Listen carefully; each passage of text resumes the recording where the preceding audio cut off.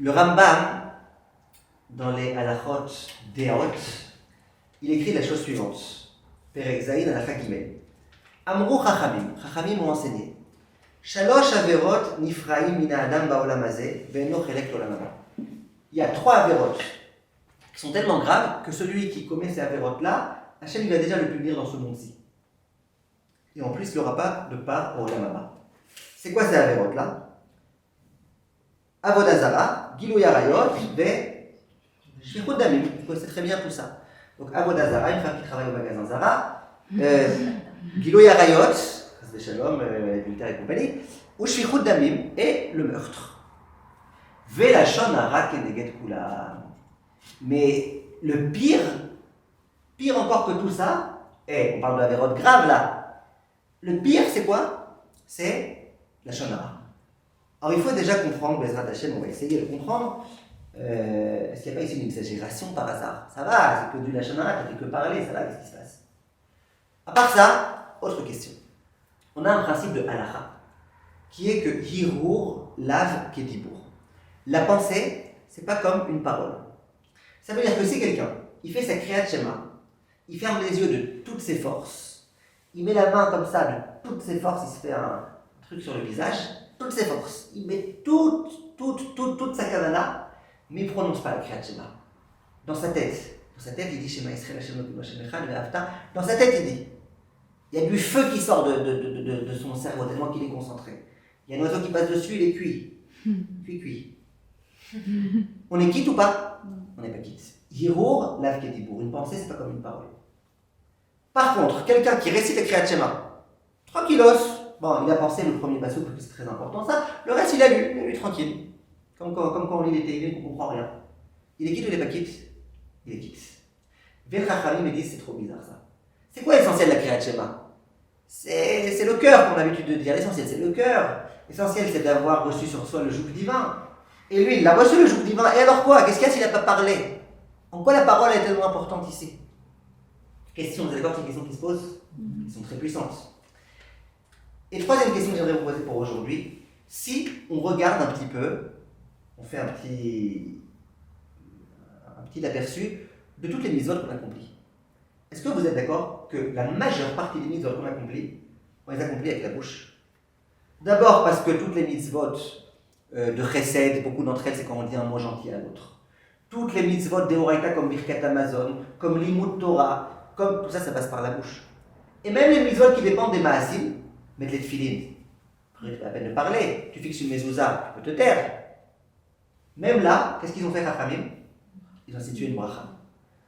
Donc je ne sais pas, il faudrait réfléchir, quelle mitzvah on accomplit sans se servir de sa bouche. Le kiddush, par la parole. Avdallah, par la parole. Zocheu bidvarim. Nerot Shabbat, tu les récites qu'un acte, ouais, mais il y a une bracha. Tzedaka, voilà, Tzedaka. Les poskim nous posent vraiment la question pourquoi on ne fait pas une bracha sur la Tzedaka, parce que c'est une mitzvah. Plein de réponses, peut-être que le pauvre va refuser, peut-être. Mais en tout cas, vous avez raison. Voilà, Tzedaka, c'est une mitzvah. Vous allez voir qu'elles sont rares, ces mitzvot-là. Oui? D'accord ou pas? Donc, pourquoi? Pourtant, on a les yeux, par exemple. Le fait de voir, c'est aussi quelque chose d'important. On voit, il n'y a pas beaucoup de mitzvot qu'on accomplit en voyant, en regardant. Écouter, c'est quelque chose, c'est un sens aussi très très important, l'ouïe. Pourtant, il n'y a pas beaucoup de mitzvot qu'on fait en écoutant. Et même si vous me dites, mais si, la Megillah, on l'écoute, mais en fait, la Megillah, ça ne doit pas s'écouter, ça doit se lire. Al-Mikra Megillah. Alors, comment ça se fait que quand vous écoutez, vous êtes quitte? Parce que Shomea, Keone, celui qui écoute, c'est comme s'il avait formulé. Donc, on en revient au fait qu'il faut formuler, qu'il faut parler. Et quand tu as écouté, c'est comme si tu avais parlé. C'est-à-dire que tout revient à chaque fois au fait de parler. On a l'impression qu'il y a ici comme une obsession qui est faite sur la parole, qu'il faut parler. Tu veux faire une mitzvah, alors parle, prononce, articule. Pourquoi? Qu'est-ce qui se passe? Alors pour ce faire, on va essayer, Bezrat Hashem, de faire un petit détour d'abord et de se poser une question existentielle. La question est de savoir, c'est quoi exactement l'être humain? Plus précisément, en quoi l'être humain il se différencie de l'animal? Question que je pense que dans notre génération, on a le droit de poser, puisqu'il y a des gens qui la posent même pas, qui l'affirment, que les hommes et les animaux, c'est kif bourrico. Peut-être un jour viendra où on dira que les animaux ils sont supérieurs à l'homme, c'est possible. Dans tous les cas, on est conscient qu'aujourd'hui, il y a beaucoup de gens qui décide que, de quel droit on affirme que l'homme est supérieur à l'animal. C'est pour ça qu'il y a beaucoup de gens qui deviennent végétariens, végétaliens, véganes. Ils ont même créé tout un quartier à Jérusalem pour ces gens-là, ça s'appelle Bayit Vegan. Et on voit que les gens, ils ont pris ça très au sérieux. Et la Torah, elle n'est pas pour ça. Elle n'est pas pour être forcément végane, je n'ai pas dit qu'elle est contre, en tout cas, elle n'est pas forcément pour cette façon de voir les choses. Pour la Torah, il y a une chose qui est claire, on va le prouver, c'est que l'être humain, il est au-dessus de l'animal. Il n'est pas exactement comme l'animal. Maintenant, on est libre de se poser quand même la question. Quelle différence? L'être humain, il vit, l'animal, il vit. L'être humain, il meurt, l'animal, il meurt. L'être humain, il a des enfants, il se reproduit, l'animal aussi, il se reproduit. J'allais même dire, l'animal, il est un peu moins lourd que les êtres humains. Parce que les êtres humains, si j'ai trop d'enfants, c'est prise de tête, il faut demander la pilule. Est-ce que tu as déjà vu une chienne qui va chez le pharmacien pour lui demander la pilule? Ah, mes enfants, ils m'ont fait un mal de chien. Non. Tu as déjà vu un taureau aller à la pharmacie et dire, ma femme, elle est trop vache. J'arrête, je ne veux plus avoir d'enfants. Ça n'existe pas, ça n'existe pas. Donc à la rigueur, j'allais dire, les animaux, ils sont un peu mieux que nous. Eux, ils ne font pas les lourds. Vous comprenez? Et il y a des gens aussi qui vont très loin. Il y a des gens, c'est pas simplement qui ne mangent pas les animaux, ils ne mangent pas non plus les œufs des animaux, ils ne mangent pas non plus la laine des animaux. C'est vrai qu'on raconte une fois quelqu'un qui s'est promené, il est arrivé dans un endroit, dans un poulailler, et puis il a vu sur le mur, il y avait un œuf qui était attaché comme ça. Alors ils ont demandé à la poule, mais c'est quoi cet œuf? C'est le portrait de quand j'étais bébé. D'accord? C'est vrai, d'accord, un œuf, ça peut potentiellement donner. Mais pourquoi toute cette excitation? Et est-ce qu'ils n'ont pas raison? Moi, je suis en train de venir dans le sens inverse. Pourquoi on ne dirait pas qu'ils ont raison? C'est une bonne question. Là, je faisais ma vidéo des doutes. Et puis j'ai vu à un moment donné une magnifique pie. Vous savez, c'est quoi une pie? Un oiseau. Très bel oiseau. Donc j'ai vu la pie comme ça, je l'ai observée, elle chantonnait comme ça. Je me suis en train de marcher de remercier à Kadosh Baruch Hu. Devinez quelle taille elle mesurait? De 3,14. Puis elle continuait à chanter. Et. Ok? Et je me suis dit, quand je l'ai vue, je me suis dit, mais bien là, ça veut dire que c'est vrai, mais elle aussi, elle chante, elle aussi, elle remercie Kadosh Baruch Hu, elle aussi, elle vole. Elle est capable de faire ce que le monde n'est pas capable, elle est capable de voler, elle est capable de. Pourquoi on ne dirait pas cette chose-là? D'abord, d'où je sais que c'est faux, d'où je sais que la Torah n'est pas d'accord avec ça, mais plusieurs choses. Premièrement, il est écrit dans la Mishnah, dans Pirkei Avot, Perek Gimel Mishnah Yudalet, Chaviv Adam Shenivra B'Tselem. L'homme, il est cher aux yeux de la Kadosh Baruch Hu, parce que quoi? Parce qu'il a été créé à l'image de Dieu. La plupart des commentateurs, ils disent, on ne parle pas forcément du juif, même le goy. Même le goy, c'est un homme. L'homme, il a une particularité par rapport aux animaux et par rapport à tout, c'est qu'il a été créé à l'image de Dieu. En dehors de ça, la Gemara dans la Masechet Sanhedrin, la Flamétrette, elle dit que pourquoi l'homme il a été créé à la fin de la création du monde, le 6e jour. Pourquoi? Et bien la Gemara elle dit c'est très simple. Quand on a envie par exemple d'organiser un festin, et bien d'abord on prépare la table, d'abord on amène toutes les choses, et ensuite on accueille les invités. Comme elle fait très gentiment Léa à chaque fois. Quand on arrive, tout est prêt, comme ça, tout est ordonné, tout est chaud, tout est comme il faut. Et bien qu'est-ce qui se passe avec... Enfin tout est chaud quand ça doit être chaud. Qu'est-ce qui se passe avec comment il s'appelle? Avec Akadosh Baruch Hu, il dit pareil. L'invité c'était l'homme. L'homme quand il arrive, il faut qu'il y ait déjà tout. Il faut qu'il y ait les animaux, pour qu'il puisse leur faire la shrita, il faut qu'il y ait les poissons, pour qu'il puisse les consommer. Donc tu vois que tout le but de toute la création du monde et de tout ce qu'il y a dans le cosmos, c'est en l'honneur de l'homme, comme Marielle le dit. Donc on comprend bien, en dehors de ça, la Torah n'a jamais interdit à l'homme de manger de l'animal. On voit bien que d'après la Torah, l'homme il est supérieur à l'animal. Question, pourquoi? Qu'est-ce qu'il y a de particulier chez l'être humain? Au moment où l'homme a été créé, il est écrit Vayi Adam et Nefesh Chaya. L'homme, c'est quelqu'un de vivant. Rashi sur place, un Rashi pas très connu ce Rashi, il vaut le coup de bien être écouté. Rashi il dit, c'est quoi quand tu me dis que l'homme c'est un être vivant? Mais les animaux aussi ils sont vivants. Dans les mots, Av Behema Vechaya, il crée au Nefesh Chaya. Même la Chaya, l'animal, la gazelle, elle aussi elle est appelée Chaya, elle est appelée vivante. Arzou Shel Adam Chaya Shebekulam. Il dit mais l'être humain, lui, il est plus vivant que les animaux. Pourquoi? Shenit Vasev Bo Dea Vedibur. Parce que l'être humain, il a l'intellect, et il a la parole. Donc la grande différence entre l'être humain et l'animal, dans tout le reste c'est la même chose. Mais la différence, où est-ce que tu vois qu'il vit davantage, où est-ce que s'exprime sa vie de façon vraiment patente, par le fait que l'homme, il est le DA, la pensée, la possibilité de réfléchir, pas que des instincts, pas que des réflexes, et la parole. Le Targum Onkelos, ça c'est connu, il dit c'est quoi l'Nefesh Chaya, Boar, Memalela. Quand il traduit, c'est quoi que l'homme c'est un Nefesh Chaya, c'est un être vivant, il a Boar, Memalela, il a la possibilité de parler. Maintenant sachez une chose, même les philosophes et même les scientifiques, ils sont quasiment tous d'accord que les animaux ils ne parlent pas. Les animaux ils ont des signes. Ils ont envie par exemple d'alerter qu'il y a un danger. Alors ils vont piquer un cri, qui est un cri très très significatif, qui veut dire qu'il y a un danger. Ils sont contents, le chien il va remuer sa queue. Ils ont tout type de signes pour réussir à communiquer entre eux. Mais ils n'ont pas un vrai langage. C'est pas que quand ils font waf waf, en fait il y a des nuances dans le waf waf et que dans leur waf waf, parce que moi quand j'étais petit je pensais que les chiens quand ils font waf waf, c'est comme nous quand on parle. Des chiens, si vous entendez parler aussi, diraient qu'on fait tous des casse-ci, casse-ça. Non, on parle. Eux, tu peux analyser le bruit c'est le même. Alors ok, il y a des infrasons, il y a tout ce que tu veux. Mais en tout cas, tout le monde est d'accord avec ça.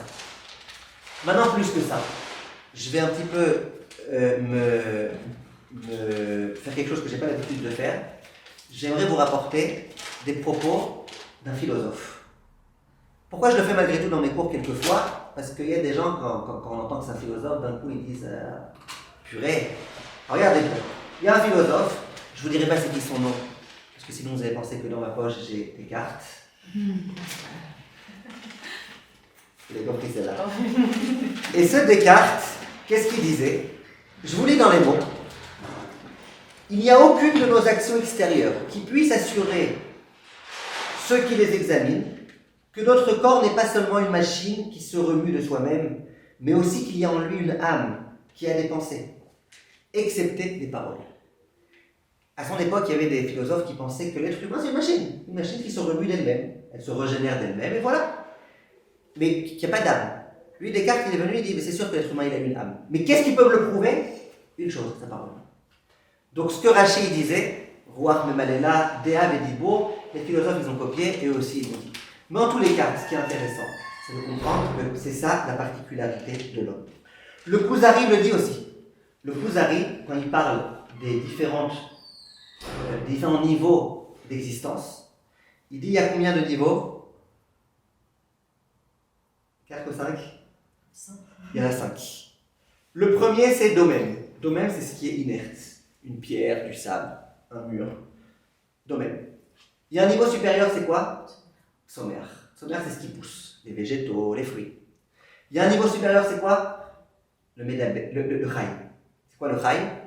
Le vivant, les animaux, etc. Il y a un niveau encore supérieur, c'est le medaber, celui qui parle. Et il y a un niveau encore supérieur, ça reste entre nous, c'est Klal Israël. Klal Israël, lui, c'est encore autre chose. Mais en tous les cas, jusque-là, sans rentrer pour l'instant dans Klal Israël, le Kuzari explique, et beaucoup de Chachamim ont repris cette idée-là, qu'il y a une très très très très grande différence entre l'animal et entre celui qui parle. Parce que le fait de parler, c'est pas une chose en plus d'une autre. Un homme, c'est pas un animal un peu plus sophistiqué, qui sait un peu mieux parler. Non, l'homme, c'est quelque chose de complètement différent. Et là déjà, il y a à mon avis la grande erreur que font les végétariens, etc. Les végétariens, ils sont d'accord qu'on peut manger des carottes, qu'on peut manger des tomates. Pourquoi ils n'ont pas peur de faire souffrir la carotte? Imagine, tu déchires la carotte, elle fait « Oh là là, je me suis fait carotter. » Non, ils n'ont pas peur. Mais qui te dit que la carotte, elle ne ressent pas quand tu lui fais mal? T'es bien d'accord que eux, ça, ils acceptent. C'est-à-dire que eux, dans les différents niveaux qui existent, ils disent « Bon, allez, la carotte, elle a qu'à souffrir, c'est pas grave. » À partir de l'animal, déjà là, faut pas abuser. N'est-ce pas? Ils sont d'accord qu'il y a un niveau qu'on peut bafouer, et à partir d'un certain niveau, voilà, on arrête. Et bien la Torah, elle a dit, nous on arrête un niveau au-dessus. Ça veut dire que c'est pas les êtres humains par exemple, les végétariens, ils vont pas se comparer à des carottes. Sinon il faut qu'ils aient chez le psychiatre urgemment. Mais ils se comparent aux animaux. À peu près, hein, c'est pas qu'ils ne sont pas vraiment, vous comprenez, je parle. Mais ils pensent que non, qui a dit qu'on est meilleur, pourquoi on serait meilleur, pourquoi on aurait le droit de les tuer pour notre honneur. Non, ils ne se comparent aux animaux, ils ne se comparent pas aux carottes. Et bien nous, les êtres humains, on ne se compare même pas aux animaux, ni aux carottes, ni aux animaux. Nous, on comprend qu'on est supérieur. Ça, c'est ce que le Kuzari explique, c'est ce que Chachamim explique. Ok? Et d'ailleurs, d'être vegan, c'est pas très facile. Une fois, il y a un homme vegan qui est venu avec sa femme au restaurant. Et il ne savait pas que c'était un restaurant qui n'était pas vegan, donc il regarde le menu. Alors, chaque truc, il y avait un truc qui dérangeait, il pouvait y avoir du lait, il pouvait y avoir du truc. Chaque truc, il y avait un truc qui dérangeait. Il appelle le serveur, il dit monsieur, vous ne pouvez pas faire ça sans œufs? Non, on ne peut pas. Et ça sans lait? Non, ça n'existe pas. Et ça? Bon, il regarde le menu. À la fin, ils disent au serveur, on est vegan, mais on ne peut rien prendre là. Qu'est-ce que vous nous conseillez de commander? Il veut commander un taxi tout de suite. D'accord? Donc, l'être humain, lui, il a quelque chose de supérieur. Maintenant, j'aimerais tout de suite vous dire au passage que ce que je suis en train de vous dire maintenant, c'est un pasouk, un verset explicite dans Kohelet. Ce verset-là, si vous le lisez sans les commentaires, c'est là où je choquais ce pasouk. Le pasouk, il dit comme ça. Donc, Kohelet, Gimel, Yutet. Ki mikre bnei Adam ou mikre abehema, mikre echad lahem. Le sort de l'être humain et le sort de l'animal, surtout du dinosaure, il est équivalent. De la même façon que lui il meurt, lui il meurt. De la même façon que lui il vit, lui il vit. Ou motar à Adam minabe ma'aïn. Et qu'est-ce qu'il a l'homme le plus que l'animal? Wallo, rien. Qui a code avec. De toute façon, tout est vanité. Façon de Kohelet qui nous dit l'homme il meurt, l'animal il meurt. L'homme il vit, l'animal il vit. Différence entre homme et animal, zéro. Heureusement que le Ibn Ezra vient d'expliquer ce pasouk. Il dit ce pasouk de Kohelet, il vient reprendre l'erreur de certaines personnes. Il vient dire, il y a des gens qui pensent comme ça, ils sont dans l'erreur, les gens qui pensent comme ça, ils sont idiots, comme ça le Ibn Ezra dit. Mais il y a le Metsudat, David, qui dit très très joli, je vous lis dans les mots. Il dit, pourquoi? Il dit, quand on dit que l'homme, il n'a rien de supérieur à l'animal, de quoi on parle?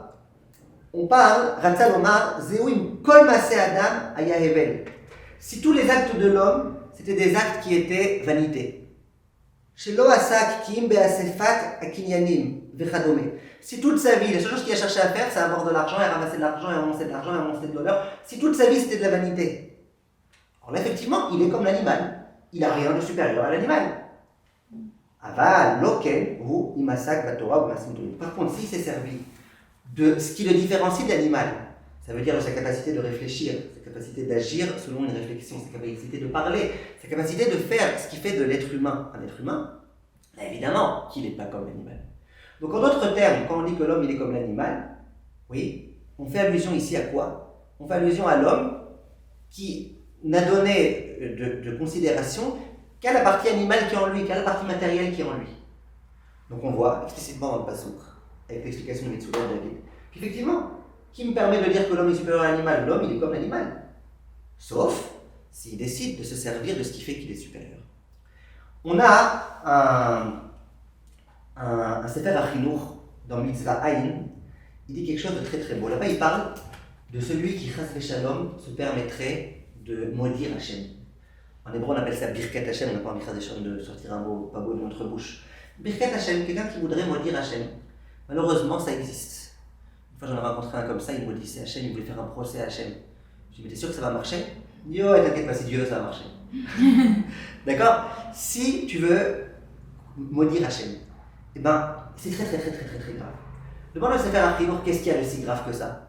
De toute façon, Hachem, lui, ça lui fait une belle jambe, hein, tu le maudis. Qu'est-ce qu'il y a de si grave? Il dit, le Rav, vous savez, c'est quoi ce qu'il y a de si grave? Il dit, c'est quoi la supériorité de l'homme par rapport à l'animal? C'est la parole. Ce que tu as de mieux que l'animal, c'est la parole. Et toi, tu te sers de ta parole pour maudire Hachem, pour faire l'inverse de ce pourquoi la parole a été créée. La parole a été créée pour que tu parles du bien, et toi tu parles de mal. Et là, il dit le Rav, très très fort. Il dit les mots qu'il dit. Il dit, Mavdil et atzmo les ra, ou motzi atzmo les gamre migeder adat. Il sort complètement à ce moment-là de l'intelligence. Vena asak et sheretz. Nim'as, vene elach, ulmatla mimeno. Et du coup, il est comme un animal tout pourri. Ça veut dire, si l'homme ne parle pas, il ne se sert pas de son koach hadibur et de son koach hadéa, il est comme un animal, ça il le dit au début. Mais s'il se sert de ça, encore pire, il est comme un animal pourri, comme une fourmi. Il y a une fille qui m'a dit, moi, le garçon, j'étais en chidour avec lui, il m'a dit que j'étais une fourmi. Je dis, c'est pas vrai. Mais je t'assure, c'est pas vrai, explique-moi. Il dit, on était en chidour comme ça, tout allait bien et tout. À un moment, il me dit, you are for me. D'accord? Je lui ai expliqué que c'était pas une fourmi. Et si l'homme, il se rabaisse, au point qu'il prend sa parole et qu'il s'en sert pour le mal, il est pire qu'une fourmi. On aurait beaucoup de quoi s'allonger, mais déjà, on a compris quelque chose. On a demandé, donc déjà on a compris quelque chose, c'est que l'homme, il est supérieur à l'animal. Ça doit être la conclusion. Parce que l'homme, il a deux facultés que l'animal n'a pas. Il a la faculté de parler, il a la faculté de réfléchir, et au passage, la parole, elle dépend de la réflexion. On a posé la question pourquoi il n'aura pas droit à la maba, celui qui fait du lachon hara. La réponse, elle est claire. Les animaux, ils ont droit au lamaba. Ça n'existe pas le lamaba pour les animaux. Le lamaba, c'est pour les juifs. Le lamaba, c'est pour certains non-juifs, comme le Ramchal dit, qui se sont bien comportés durant toute leur existence, etc. Il y a des conditions, c'est pas mon sujet maintenant. Donc, le Olam Haba, c'est pour les êtres humains. Ok? Le Olam Haba. Les animaux, ils ont pas droit de Olam Haba. Pas parce qu'ils ont fauté, parce que c'est pas pour eux, le Olam Haba, c'est pour les êtres humains. Vient les Chachamim me disent, quand un homme parle de la Shonara, c'est-à-dire que, et attention, quand on dit la Shonara, c'est pas quelqu'un qui Khatbami par la Shonara, parce que sinon nous tous, on n'aura pas de la Haba. Non, on parle de gens qui sont des balais à la Shonara. Ils passent leur temps à parler de la Shonara, ils savent que c'est interdit, ils se moquent de ça, et ils parlent, ils font exprès, ils font des réunions de la Shonara, ça s'appelle Facebook, ils font plein de choses. Ils font des réunions de la Shonara. Ça, Shalom, c'est des gens qui risquent d'être punis. Mais pourquoi? Parce que qu'est-ce que tu as de mieux toi que l'animal? Ta capacité de parler, ta capacité de réfléchir. Si tu te sers de tout ça en mal, ben t'es comme un animal, d'une certaine façon. Ou même pire, comme il disait le Rav, si quelqu'un il se sert de sa faculté de parler pour le mal, il est encore pire. Donc ça, c'est pour ça qu'il n'a pas de lamaba. Pourquoi il n'y a pas de lamaba? Parce qu'il est complètement à côté de la plaque, parce qu'il s'est servi de ce qu'il devait se servir pour le bien, et qui fait qu'il n'est pas animal pour quelque chose. Et au passage, la Gemara elle dit que le Hama Haaretz, ça reste entre nous cette Gemara, le Hama Haaretz, il ne doit pas manger de la viande. C'est la Gemara elle dit, on va se faire Psachim. Le Hama Haaretz, c'est pas ce qu'on appelle aujourd'hui l'ignorant. Aujourd'hui, quand on dit Hama Haaretz, on dit un ignorant. Non, dans la terminologie de la Gemara, un Hama Haaretz, c'est quelqu'un qui est anti-Hachem, anti-Torah, anti-Rachamim. La Gemara elle dit, lui, il ne doit pas manger de la viande. Comment les commentateurs ils expliquent? Ils disent, pour qui tu t'es pris? Toi, tu prends de la viande quand tu crois supérieur à la viande? Tu crois supérieur à l'animal? L'idée, elle est là. Bien sûr que l'homme est supérieur à l'animal. Pourquoi? Parce que l'homme, il peut parler. Parce que l'homme, il peut réfléchir. Mais si toi, tu fais rien de tout ça, ni tu réfléchis, ni tu parles. Tu réfléchis que pour le mal, tu parles que pour le mal. Ben, de quel droit? Tu es un animal. C'est pour ça que je vous dis que la thèse de ceux qui sont véganistes, etc., c'est pas une thèse complètement à éliminer. C'est une thèse qui se tient.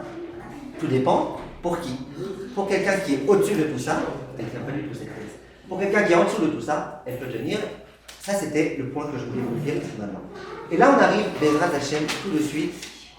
Et j'aimerais vraiment qu'on ait pu finir ce point-là, comme ça on aura vraiment bien avancé. On arrive à un point très intéressant. Au moment où Akadosh va créer l'homme, il va lui demander comment tu veux être appelé. Et l'homme il dit à Hachem, écoute-moi, c'est un midrash, hein. L'homme il dit à Hachem, appelle-moi Adam, appelle-moi l'homme. Pourquoi l'homme? Parce que je proviens de la Adama, je proviens de la terre. Adam, ça vient du terme Adama. Ok? Si ça avait été la Torah, elle était donnée en français, on aurait pris, comment tu voulais t'appeler, on aurait dit un truc qui est lié à la terre, Peter. Appelle-moi Jupiter. Appelle-moi quelque chose. Aujourd'hui, je suis beaucoup avec la fille aujourd'hui. Jupiter. Alors, Peter, appelle-moi quelque chose. Demande le Chachamim, c'est bizarre. L'homme, ok, c'est vrai qu'il provient de la terre, mais tout l'aspect matériel de l'homme, c'est pas ça la noblesse de l'homme. Pourquoi dans l'appellation homme, Adam il voulait qu'on lui rappelle sans arrêt tu viens de la terre? Au contraire, il y a aussi le Shama, il y a aussi. Pourquoi sans arrêt on doit parler de la terre? Viennent Chachamim et ils disent quelque chose de très intéressant. Je vous le fais rapidement. Ils disent que on sait très bien que l'être humain, c'est quoi? C'est une union, un mariage entre une âme et un corps. Le Ramchal, il insiste beaucoup sur ça. En deux mots, l'âme, elle a des aspirations hyper spirituelles. L'âme, elle aime écouter des cours de Torah, L'âme, elle aime faire du chesed. L'âme, elle aime faire tout ce qui est spirituel. Elle aime réfléchir et méditer à des propos de Torah. L'âme, elle aime faire tout ce qui est spirituel. Le corps, lui, il est complètement matériel. L'homme, le corps, il veut kiffer, il veut manger, il veut se reposer, il veut faire des choses kiffantes. Toute la matérialité, c'est le corps. Akadosh Baruch Hu, quand il a créé l'être humain, qu'est-ce qu'il a fait? Il a marié l'âme et le corps. Ça veut dire que dans une même vie, dans un même être, il va y avoir ses envies matérielles, ses besoins matériels et ses envies spirituelles. D'accord? Maintenant, ça c'est la façon dont Akadosh Baruch Hu, il a créé l'être humain. En d'autres termes, l'être humain, c'est une neshama avec un corps. La neshama, par quoi elle se traduit, si on a suivi tout le cours d'aujourd'hui? Par le fait que l'homme il peut penser et qu'il peut parler. Oui ou non? Donc l'homme c'est quoi? L'homme c'est une neshama qui peut penser, qui peut parler, qui est introduite dans un corps. Demande le Rav Friedlander, alors pourquoi quand le Targum Onkelos nous parle de l'être humain, de Nefesh Chaya, il traduit par un parleur? Ruach Memalela, quelqu'un qui parle. Pourquoi il ne dit pas un penseur? Oui, on a dit que l'homme, ce qu'il a de particulier, c'est et qui parle et qui pense. Pourquoi on a parlé de parler et pas de penser? Et bien là, il y a une idée qui est très très très très puissante. L'idée est la suivante. Ma pensée, est-ce qu'elle est spirituelle ou est-ce qu'elle... Ma pensée, elle est spirituelle. Une pensée, c'est complètement spirituel. Est-ce que mon corps, il a besoin d'intervenir pour que je puisse penser? Non, je peux penser, je peux être complètement immobile, rien faire. Je peux même être endormi et penser, ça s'appelle des rêves.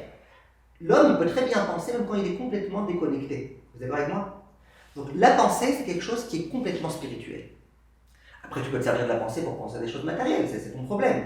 Mais la pensée en elle-même, elle n'a pas besoin de l'action du corps. Par contre, la parole, elle a besoin du corps.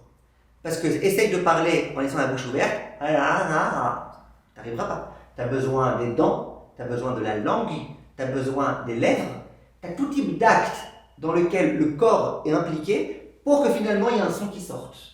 Et si il y a des gens qui ont perdu, grâce au shalom, les muscles nécessaires pour pouvoir faire fonctionner leur langue ou leur bouche ou quoi, ça s'entend à leur façon de parler. Ils ne peuvent plus parler. Donc, la parole, c'est quoi? La parole, c'est quelque chose qui a commencé par une pensée et qui s'est traduite. C'est-à-dire que quand je vous parle, je ne suis pas en train de parler, je suis en train d'exprimer ma pensée. Si je n'avais pas de pensée, je ne pourrais pas parler. Je pourrais faire des sons, mais je ne pourrais pas parler. Donc, c'est vrai que l'homme, c'est la pensée plus la parole. Mais la pensée, elle n'a pas besoin du corps pour s'exprimer. Alors que la parole, elle a besoin du corps. Ok?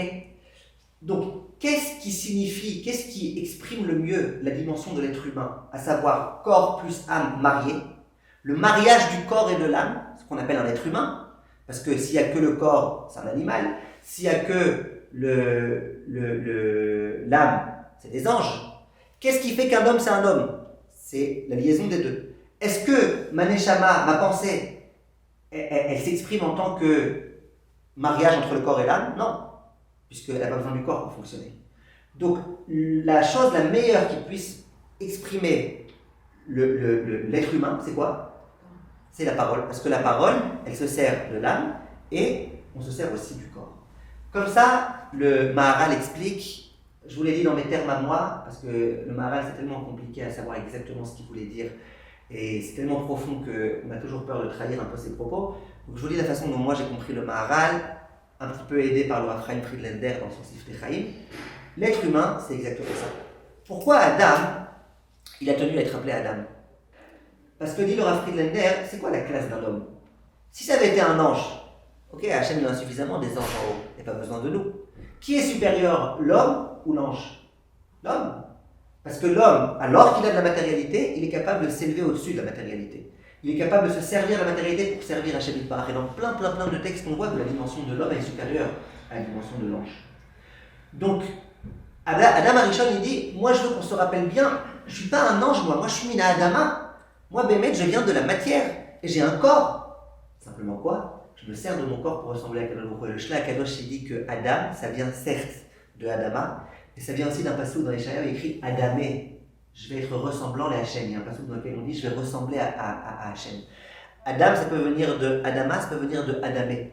Et quand l'homme il se sert de la Adama et qu'il investit sa Neshama, il ressemble à Kadosh Baruch Hu. Donc ça, c'est l'explication qu'on a essayé de donner, de savoir en quoi l'homme c'est un parleur et en quoi l'expression de l'homme elle passe par la parole et en quoi c'est le parleur c'est l'homme, parce que l'animal lui pense pas non plus.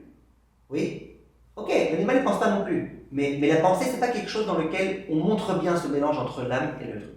La Gemara elle dit dans la Sechet Nida Daflamed que le bébé quand il est dans le ventre de sa mère, eh ben, il a une lumière au-dessus de sa tête et il étudie toute la Torah.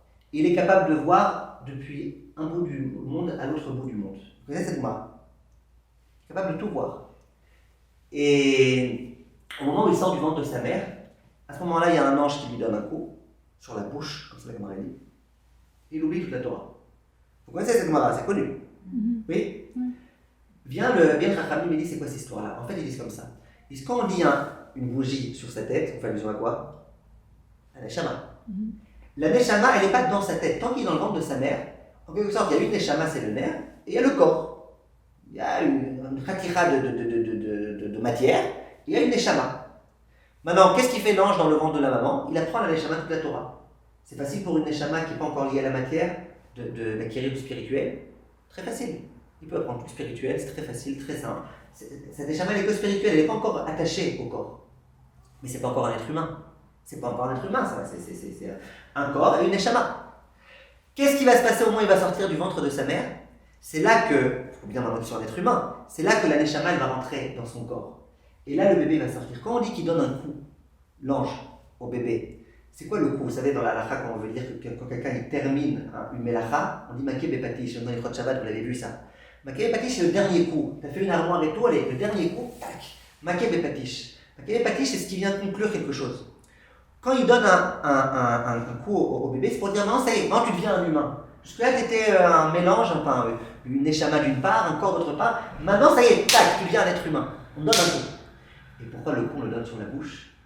Parce que c'est la bouche qui montre que tu es un être humain, qui montre qu'il y a cette alliance entre la neshama, qui te permet de penser, et la bouche qui se sert du corps pour pouvoir te permettre de parler. Comme ça, Chachamim explique. Grâce à ça, et je m'arrête là, on a répondu, Baruch Hashem, à nos deux questions. Vous me laissez juste une minute pour finir la question? Et comment on a répondu à la question? Et comme ça, on aura fini de Baruch Hashem. Le Tanya, l'un des textes du Admor Hazaken de Chabad, il pose la question, il dit, je ne comprends pas. Pourquoi quand tu penses à recevoir Malchut Shamayim sur toi dans la Kriyat Shema, t'es pas quitte, alors que quand tu parles, t'es quitte? Il dit, tu sais pourquoi? Il dit, qu'est-ce qui a besoin d'être parfait, d'être purifié? C'est l'âme ou c'est le corps? C'est le corps. L'âme, de toute façon, elle est très très pure. L'âme, elle est très très pure. Ok? Dit le Rav, la pensée c'est quoi? C'est l'âme. La pensée c'est super spirituel. C'est pas la pensée qu'on est venu dans ce monde réussir à parfaire, bien que si, c'est bien d'avoir des cavanotes et tout. Mais l'essentiel du but de l'homme, c'est de rendre spirituel la matière, pas de rendre spirituel le spirituel. Donc quand tu as pensé de toutes tes forces à la création, mais c'était que dans ta tête, tu t'es pas quitte. Parce que le but des mitzvot, c'est quoi? C'est de purifier l'homme. De purifier quoi dans l'homme? Son corps, sa partie matérielle. Qu'est-ce qui est matériel? La parole. Quand tu parles, quand tu prononces des mots, quand tu articules, quand tu... Ça c'est quelque chose de matériel. Donc quand on a voulu que ça passe par la parole, que tu parles, pour pouvoir accomplir la Kriyat Shema, c'est parce que le but de la Kriyat Shema, c'est de te purifier. Ton âme, ça ne sert pas à grand chose. Elle n'a pas tellement besoin d'être purifiée. Ce qu'on a besoin de purifier, c'est ton corps. Donc, parle, sers-toi de ton corps pour pouvoir te servir de ton corps pour accomplir une mitzvah et ce faisant, te purifier. Ça, c'est le Tanya. Mais des faits, ça sert à quoi de purifier son corps si finalement, quand on meurt, il reste que la neshama? Donc... Non, son corps, ça veut dire la matérialité. Purifier son corps, ça veut dire... c'est une très bonne question que vous posez. Mais purifier son corps, c'est reprendre la matière et la rendre spirituelle. Quand vous prenez par exemple un repas et que vous le mangez l'Ichvot Shabbat, vous rendez cette matériel spirituelle. Vous allez dire, mais de toute façon, après on va aux toilettes et puis on a tout... Ok, mais en attendant, tu as pris du matériel, tu l'as fait en l'odeur d'Akadosh Baruch Hu, ça reste. Comment on peut répondre en dehors de ça à la question de pourquoi on n'est pas quitte quand on fait la Kriyat Shema en passant que par la pensée? Eh bien, c'est très simple. Hachem y a donné la Torah aux êtres humains, pas aux anges. Les anges, ils l'ont voulu, aux êtres humains. L'être humain, c'est quoi, on a dit? C'est le mélange entre le corps et l'âme. Donc toi, tu dis, moi, je fais des mitzvot comme un ange, que par la pensée. Non, c'est pas ça qui plaît à Hachem. Hachem, ce qui lui plaît, c'est que tu mêles ton corps à ton âme, que tu fasses des mitzvot avec ton corps et ton âme. Et ça peut se faire que par la parole et que en parlant. Aujourd'hui, Baruch Hachem, on a réussi, j'espère, à expliquer. Tout d'abord, quand on veut parler de parole, on a essayé d'expliquer que la parole, c'est le propre de l'être humain. Et c'est en ce sens que l'être humain il est supérieur s'il se sert de sa parole et de sa pensée à bon escient. Parce que s'il ne s'en sert pas à bon escient, il est comme l'animal, voire moins bien. Et c'est vrai, c'est les Chachamim qui le disent. Et on a essayé aussi d'expliquer que la parole, ce qu'il y a de très très particulier dans la parole, c'est que c'est le passage entre le spirituel et le matériel. C'est un acte matériel, mais qui exprime la spiritualité. Tu te sers du matériel pour ta spiritualité plus que dans n'importe quelle autre chose au monde. Et ça va Hachem continuer la prochaine fois.